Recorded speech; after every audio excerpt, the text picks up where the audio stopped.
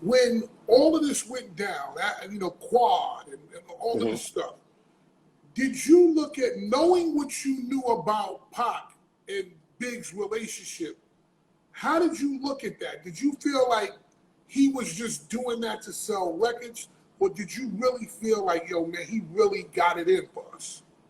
No, I didn't think he really had it in for us. And at that time, I didn't think it was about the music. I just think that the situation he was around or involved in, I didn't think he really wanted to go that route with that situation. And I just think we was the only ones that was there for the bait because we was there.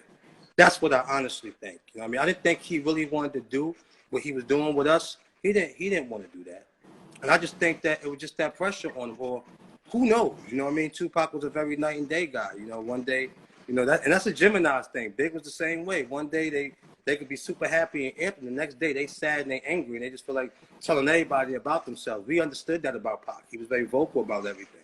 But, when that happened, I just felt like, he tripping. You know what I'm saying? Like, he's bugging. And you're not thinking it's not that serious. When that actually happened, you're thinking the next day, this is going to be over. Because when you're totally innocent about something, you're not thinking about no other reaction. Because you're like, I don't know what happened with that situation. We don't know what's what. But, I'm sure Big will talk to him tomorrow, and we'll get the rundown. And that shit just kind of just, like, never happened and led into something totally different that created this.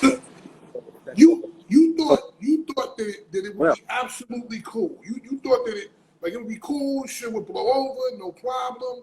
Yeah. Whatever. When did you realize that it wasn't gonna be that kind of movie? When I heard Hit 'Em Up. When Hit 'Em Up came out, it's all right. He already put the energy forward that it's on. Fuck y'all niggas, I ain't fucking with y'all, fuck y'all, and yeah, fuck your bitch. And it was just like, okay, like, all right, it don't seem like nothing could get solved at that point. Because before that, you was already hearing that he thought the Who Shot You was about him and stuff like that. And that's when he was in jail. And that's when Big was like, we still not thinking nothing of it, because we thinking like, why would he believe that? He know this song was done before that.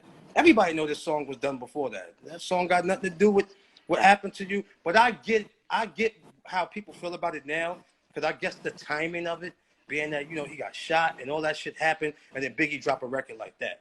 I get it now, but you don't think like that back in the day. You just started, this your hottest record. And you drop it. You're not thinking like, oh, if I drop this record, he's going to feel this way. We don't have social media to read that day to see how you're taking something out of content. But if we know you've been around us and you heard this song before, this song was already being done and it was trying to be released, this song has nothing to do with you because it's already been done. He already had that first verse where he said, "Who shot you?" That was the first verse to the one with Keith Murray in it. He just added the second verse and kept it for himself. So just from that point on, it was just like, shit, a little sketchy. And then when he came home and you read the interview in a Vibe magazine, and then when you heard Hit 'Em Up, we just knew it was like officially, all right, he ain't fucking with us. And, we had to guard up at that time. It's like, okay, let's be on our toes. Let's guard up, and we don't know what's going to happen. Let's just be on point. Fatman Scoop.